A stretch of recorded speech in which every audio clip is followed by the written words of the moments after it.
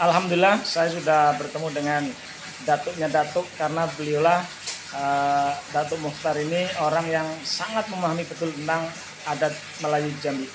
Pertanyaan yang terakhir mungkin, apa perbedaan antara adat Melayu Jambi dengan adat Melayu Minang gitu ya?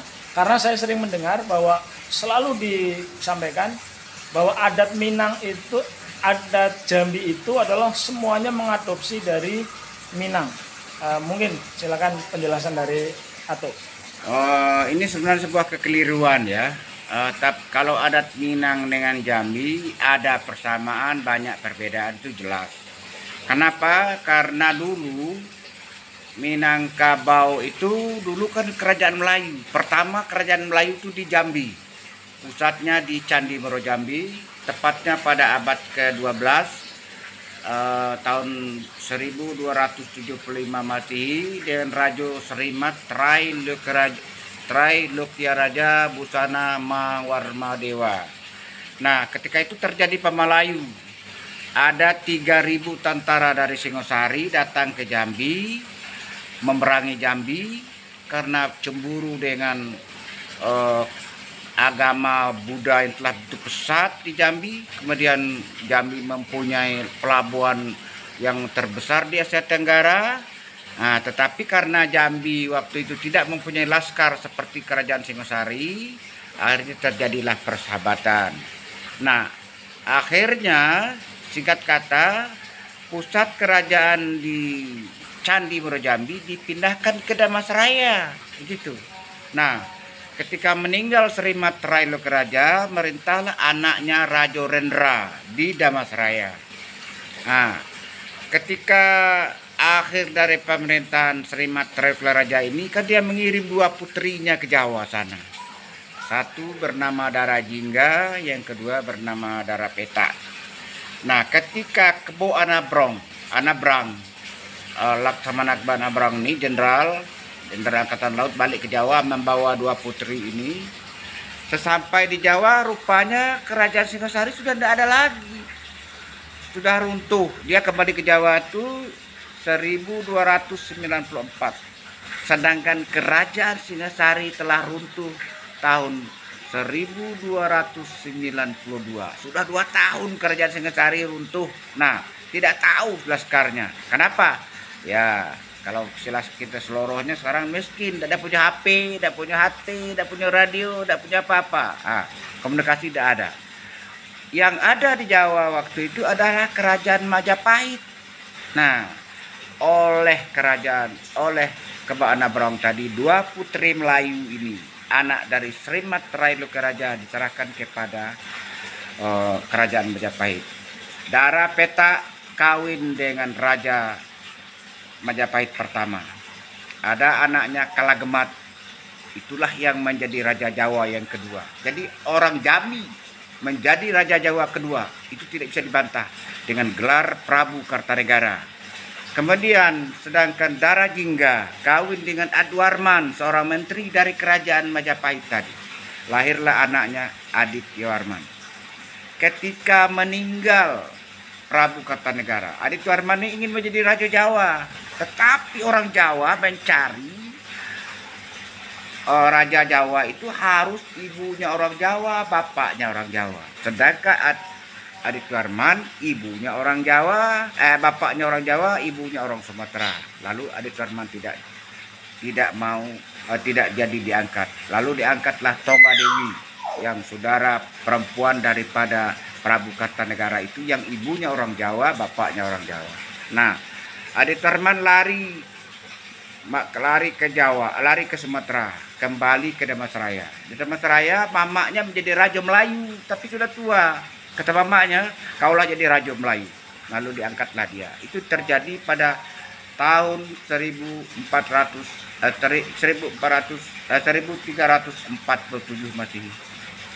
Oleh Adityawarman, setelah dia menjadi Raja Melayu, karena dia tidak mau lagi tunduk dengan Jawa karena sakit hati, lalu dipindahkannya pusat kerajaan dari Damasraya ke Batu Sangkar. Batu Sangkar dikenal dengan kota bersangkar batu.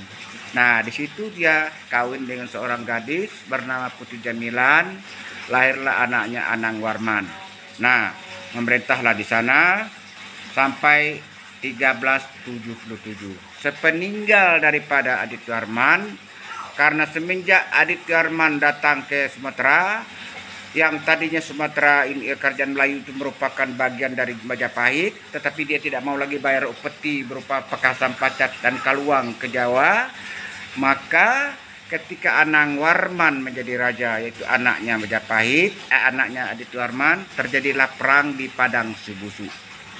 Perang itulah yang dikenal dengan adu kerbau itu tadi, mula-mulanya adu kerbau. Nah, akhirnya terjadilah perang Basoso di Padang Sibusu. Itu terjadi 1409 Masehi, 1409 Masehi. Akibatnya Aditya Warman kalah, Anang Warman kalah, kerajaan Pagaruyung balik menjadi bagian dari kerajaan Majapahit dan setiap tahun membayar upeti kepada kerajaan Majapahit.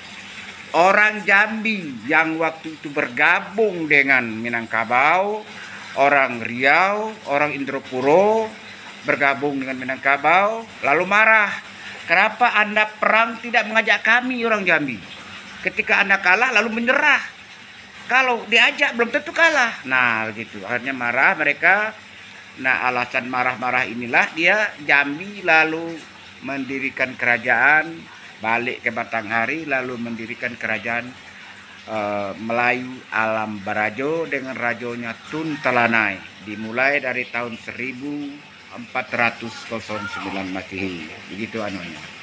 Nah, di dalam adat jelas saja dulu bersatu sekian ratusan tahun lamanya. Jadi adat Minang ada campur pak aduknya dengan adat Jambi. Adat Jambi juga bercampur aduk dengan Minang. Tapi perbedaannya, kalau adat Minang itu terdiri dari adat yang 4 dan undangan 4. Nah, kalau Jambi tidak. Kalau Jambi disebut dengan 5 ganjil, 4 genap, 9 sempurna. 5 ganjil adalah pucuk undangan limo. Itu sumber hukum. Semua hukum adat Jambi itu lahir dari nan limo. Itian treh tanggo batu, cermin gedang nentak kabur, lantak dalam nantak goyah kaping dak tegal su. Kata mupakat dak lapuk di hujan dak lekang depan. Ini sumber hukum. Nah, lantak dalam tak goyah itu hadis Nabi. Nah, tadi kan sudah saya katakan titian tereh tangga batu itu ayat Allah yang ada dalam Al-Quran dan ayat Allah yang ada di alam semesta. Itu sumber hukum. Nah, yang kedua, cermin gedang nan tak kabur, itu kitab suci Al-Quran. Kitab suci Al-Quran itu merupakan sumber hukum dalam menetapkan hukum yang pasti. Membuat hukum tidak boleh dirubah-ubah, berlaku untuk selama-lamanya, lestari, tidak ada tebang pilih. Yang ketiga, lantak dalam nantak goyah kaping dan tegal, itu hadis Nabi. Hadis Nabi itu sumber hukum yang tidak bisa dirubah oleh manusia. Yang keempat, kata mupakat, kalau tidak ada dalam sunnatullah, tidak ada dalam cermin gedang tak kabur, tidak ada dalam lantak dalam tegah, maka kita bersepakat membuat hukum adat. Apa contohnya? Undang 20 ini isinya tentang denda adat. Ini semuanya hasil dari kata mupakat. Itulah yang disebut dengan adat yang diadatkan. Nah, gitu. Nah, yang keempat, lantak nak lapuk di hujan. Yang kelima, hujan lapuk di hujan dan panas itu sumpah. Nenek moyang orang Jambi bersumpah untuk melaksanakan yang 4 itu. Titian tereh tangga batu, cermin dan tak kabur, lantak dalam tak kata mupakat. Bersumpah laksanakan itu. Kalau dilaksanakan itu dia hidup. Adat dipakai. Baru jalan ditempuh pasal. Jadi itu anunya. Kayu yang hidup walaupun berapa ratus tahun umurnya, berapa ribu tahun umurnya, dia tidak akan layu, tidak akan rusak, tidak akan laku. Nah, gitulah hukum adat. Kalau dipakai terus, dia tidak akan pernah laku. Nah, itu perbedaannya. Nah, yang keempat, yang ketiga, 4 genap. 4 genap yaitu adat yang sebenar adat. Adat yang sebenar adat. Adat yang teradat, adat yang diadatkan, dan adat tidak. Ini sama dengan Minangkabau, betul, sama. Nah, karena adat yang sebenar adat ialah perbuatan yang berulang-ulang.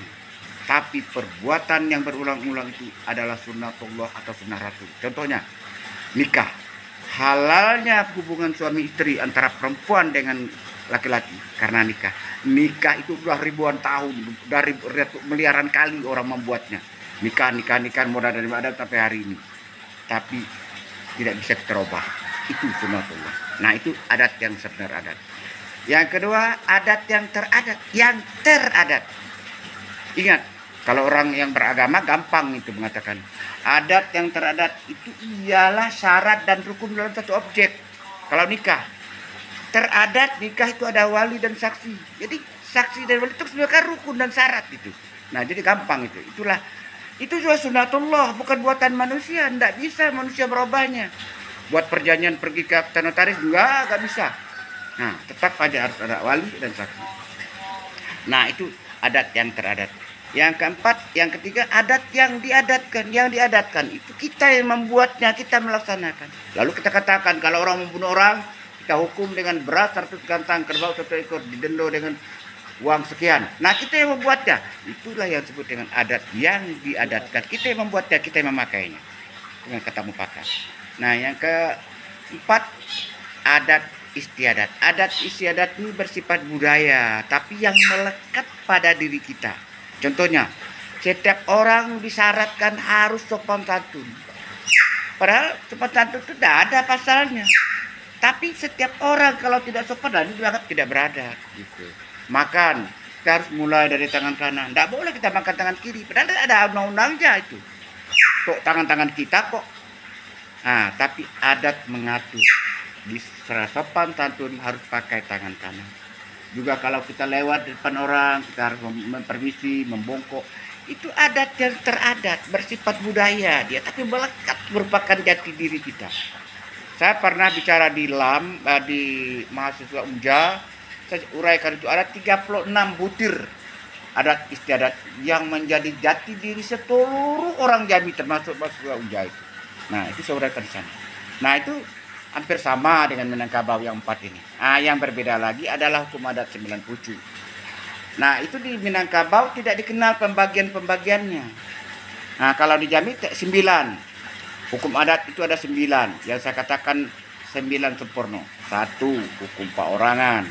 2. Hukum peikatan. 3. Hukum perkawinan. 4.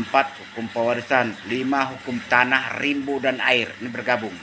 Kemudian ada Undang Rajo. Undang Rajo itu tentang tata negara, tentang syarat menjadi kades, tentang syarat menjadi lurah, jadi bupati, segala macam. Di situ diatur. Nah, kedua, undang tentang kampung, wilayah, batas wilayah Jambi, wilayah desa, di situ. Yang ketiga, undang Larik Jaju. Undang Larik Jaju itu tentang kependudukan, Dukcapil. Nah, tentang penduduk, apa kewajiban penduduk, siapa yang boleh jadi penduduk Jambi, di situ diatur. Yang keempat, Undang 20. Undang 20 itu hukum pidana. KUHP, inilah yang disebut dengan KUHP ini, Kitab Undang Hukum Pidana. Ini Undang 20. Ini berbeda dengan Minangkabau. Minangkabau Undang 20 itu terdiri dari Undang 8 ditambah anak Undang 12. Anak Undang 12 itu KUHP, Kitab Undang Hukum Acara Pidana. Di Jambi tidak. Di Jambi Undang 68 tambah Undang 12, bukan anak Undang 12. Itu bedanya. Nah, berbeda. Saya kan pernah mengadakan penelitian di Padang selama 4 tahun. Saya pernah menanyakan pada ketua Elkam provinsi. Kalau di Jambi ini sama dengan ketua LAM provinsi. Saya tanyakan, tuh kalau membunuh orang di Minangkabau ini apa hukum bangun? Saya tanya di mana diatur? Dia bingung. Karena di dalam Undang 20 dia tidak ada. Saya katakan semua hukum tidak boleh dilaksanakan kalau tidak ada aturan yang mengaturnya. Nah, dia terdiam. Wah, kalau begitu kami mengadakan demikian dulu. Nah, gitu. Saya tanya berapa macam hukum adat Minangkabau yang diatur? Dia bingung. Oh, harus ada pendidikan dulu. Saya bilang Jambi 9. Nah, gitu. Jadi ada perbedaan, ada persamaan. Nah, yang membawa rancu ini begini. Ada orang yang mengatakan adat turun dari Minang, adat datang dari Minang, teliti datang dari Jambi. Ini ceritanya begini, ketika rapat adat di Bukit Siguntang dulu, rapat adat itu dimulai dari tanggal 2 Juli sampai 16 Juli.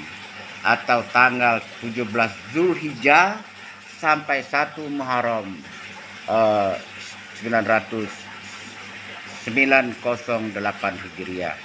Nah, waktu rapat itu orang Minang juga diundang, datang dia. Nah, ketika sampai di Tebo, Sungai Tebo itu dulu namanya Sungai Dani.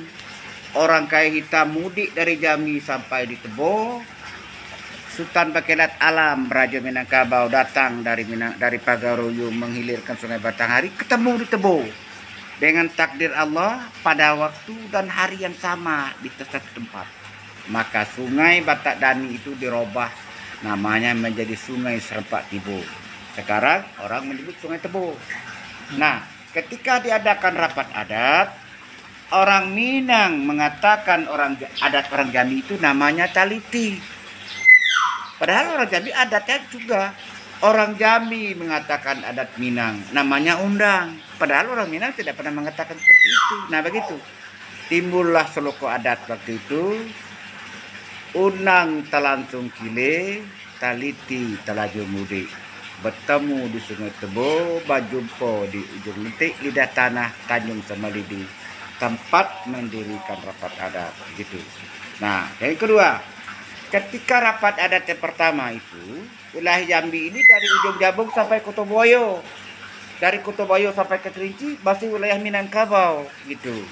Nah, ketika pada tahun 1526 Masehi terjadilah perang antara kerajaan Jambi dengan Kerinci selama 3 tahun kurang lebih. Akhirnya Kerinci dan Merangin menjadi kerajaan pucuk Jambi wilayah tingkat 2 dengan Raja Pangeran Temanggung Kabul-Diluki. Nah, ketika itu terjadilah rapat adat di pesisir Laut Kerinci. Karena apa? Karena begitu Merangin dan Kerinci masuk wilayah Jambi, hukum adat Jambi yang dikenal dengan taliti namanya, padahal hukum adat juga sama, yang telah berisi dengan hukum Islam sedikit di dalamnya, berlaku di Merangin. Mereka keberatan. Nah, akhirnya katanya kami ini hukum adat dari Minangkabau katanya, yang disebut dengan undang. Nah, tapi Merangin dan Kerinci sudah menjadi Jambi. Akhirnya terjadilah rapat adat di pesisir laut pada tahun 1530 Masehi. Yang sekarang itulah yang menjadi logo Kabupaten Merangin, Bumi Tali Undang Tambang Teliti. Nah itu. Jadi waktu itu dikenal lah. Undang Tibo dulu, Taliti Tibo kemudian. Iya betul, memang undang ke adat Minangkabau sudah dulu dia. Baru datang adat Taliti kena sejak 2006.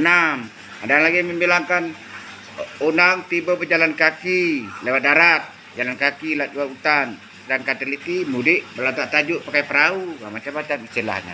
Itu anunya. Tapi yang jelas hukum adat Minang dengan hukum adat wilayah Jambi ada persamaan dan banyak perbedaan. Begitu anu. Ya. Terima kasih. Assalamualaikum warahmatullahi wabarakatuh. Waalaikumsalam warahmatullahi wabarakatuh. Jadi sudah jelas semuanya. Jadi antara Jambi sekali lagi tidak boleh dihinakan dengan istilahnya orang bilang selalu mengadopsi, tidak. Jadi Jambi, Minang secara umum adalah satu kesatuan, yaitu adat Melayu. Dan nanti kita akan ketemu lagi, dan kalau dalam pantun disebutkan apa itu ya? Kalau ada sumur di ladang. Ya. Kalau ada sumur di ladang, boleh kita menumpang mandi. Kalau ada umur yang panjang, boleh kita berjumpa lagi. Terima kasih. Saya Amiruddin bersama Dato Mukhtar Agus Solifisa Adipati Cedikyo Anggo Gantorayo, mantan wakil ketua LAM Provinsi Jambi 15 tahun. Ya, sekian. Assalamualaikum warahmatullahi wabarakatuh.